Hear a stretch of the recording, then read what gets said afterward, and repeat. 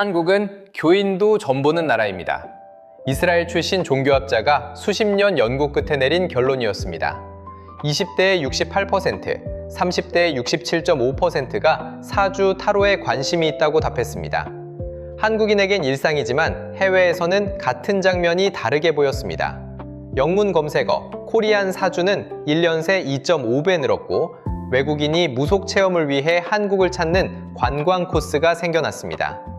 한국에서 미신으로 취급받아온 이 문화가 어떻게 1조 4천억 산업이 됐는지 그 시작은 600년 전 조선의 과거 시험까지 거슬러 올라갑니다. 그리고 지금 서울 홍대 골목 한 사주 카페 앞에 줄이 늘어서 있습니다. 그 줄 안에 영어로 대화를 나누는 사람들이 섞여 있습니다. 여행 가방을 끌고 온 이들도 있습니다. 영문 검색어 코리안 사주의 검색량은 1년 새 2.5배, 코리안 포춘은 전년 동기 대비 3.2배 증가했습니다. 사주를 보러 한국에 오는 외국인 관광객이 늘면서 무속 체험이 관광 코스로 자리 잡는 현상이 보도되기 시작했습니다. 이스라엘 출신의 하와이대 종교학자 교수는 한국을 이렇게 규정했습니다. 한국은 교인도 점 보는 나라라고, 기독교 신자가 교회를 다니면서 사주를 보는 나라. 학자의 눈에는 이것이 특별한 현상이었습니다. 그러나 한국인에겐 익숙한 일상입니다. 명절 전 사주 한번 보고 취업을 앞두고 운세를 확인하는 일은 한국에서 별도의 설명이 필요 없습니다. 그리고 그것이 비행기를 타게 만들었습니다. 이 문화는 어디서 왔을까? 왜 600년을 살아남았을까? 이 문화의 뿌리는 얼마나 깊을까요? 조선왕조실록의 사주 명리가 처음 기록된 것은 태종 원년 1401년입니다. 600년도 더 된 일입니다. 기록만 남은 게 아니었습니다.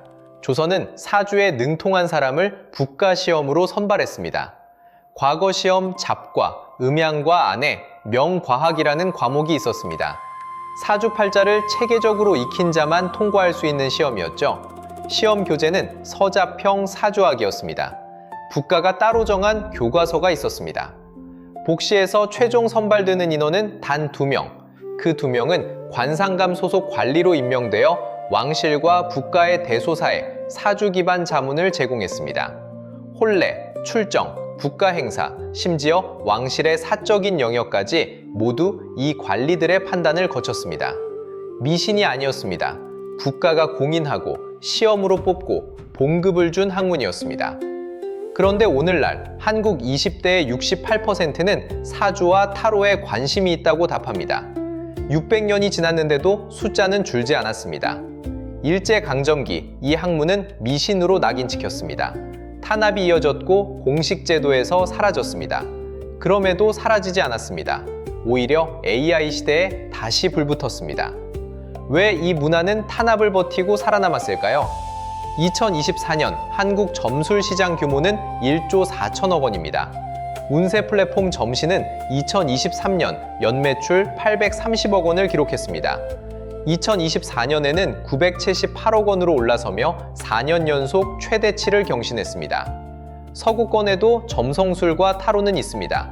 그러나 생년월일시 내기둥을 분석하는 사주 플랫폼이 연간 1,000억 원 매출을 넘어선 사례는 다른 나라에 없습니다. 이 시장에 AI가 들어왔습니다.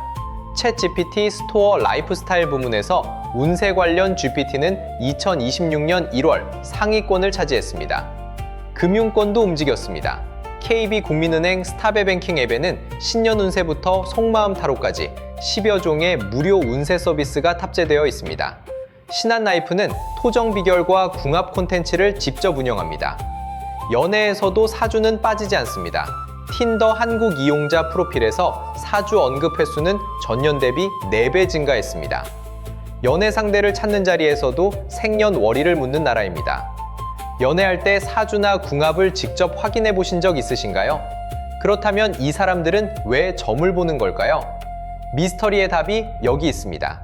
트렌드 모니터가 조사한 결과 20대의 68%, 30대의 67.5%가 사주와 타로에 관심이 있다고 답했습니다. 둘 중 하나가 아닙니다. 같은 세대의 3명 중 2명입니다. 이들이 자라온 시대를 떠올려 봅니다. 취업문은 좁아졌고 내 집은 멀어졌으며 연애와 결혼은 선택이 아닌 계산이 됐습니다. 열심히 하면 된다는 말이 더 이상 공식처럼 작동하지 않는 시대입니다. 그 불안 속에서 사람들이 찾은 것은 신비한 미래가 아니었습니다. 나는 어떤 사람인가? 나는 어디에 맞는가? 지금 이 선택이 틀리지 않았는가? 그 질문에 대한 답이었습니다. 사주는 그 물음에 구조를 줍니다. 심리 상담보다 문턱이 낮고 익명으로 접근할 수 있으며 월 구독 하나면 됩니다. 과거에는 점집을 수소문해 찾아가야 했습니다. 지금은 앱을 열면 됩니다. 이 흐름을 트렌드 코리아 2026은 공식 키워드로 선정했습니다. 최지혜 교수는 이를 운의 시장이라 불렀습니다. 불확실한 시대일수록 사람들은 운에 기댄다는 분석입니다. 미신이 살아남은 것이 아닙니다. 돌봄의 방식이 달라진 것입니다. 한국의 이 문화를 외국인 친구에게 어떻게 설명하시겠어요? 댓글로 남겨주시면 흥미로운 시각이 모일 것 같습니다. 서울 어딘가 오늘도 사주 카페 앞에 줄이 서 있을 겁니다. 평일 저녁에도 주말에도 이어지는 풍경입니다.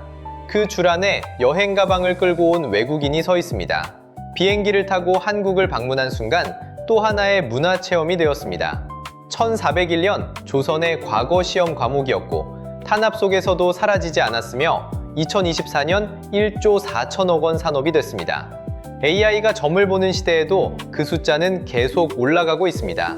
한국인이 당연하게 여겨온 것이 세계가 주목하는 문화 DNA가 됐습니다.